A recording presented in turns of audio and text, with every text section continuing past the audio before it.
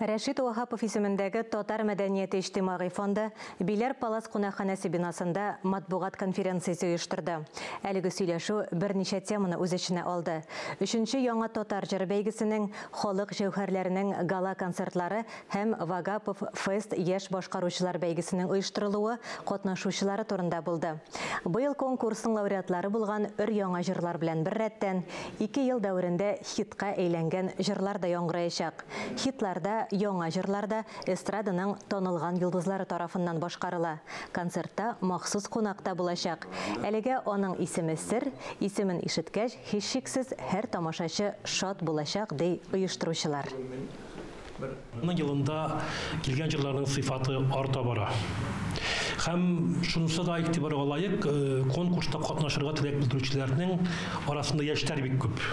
Бу инде үзегенә дә димәк безнең халкыбызда теге иҗади башлангыч зур дигән сүз. Бу инде теге зур өмет уята. Безнең бу конкурсның төп максаты бүгенге көндә татар эстрадасын әйбәт сыйфатлы җырлар белән баету. Яңа татар җыры ул репертуар өстендә эшләү дигән сүз. Ничектер җырларны иләк аша үткәрү дигән сүз. Узак еллар ул эш башкарылмады. Узак еллар ничек барды, шулай барды. Менә монда инде ниндидер стимул да бар, монда инде финанс яклар да бар.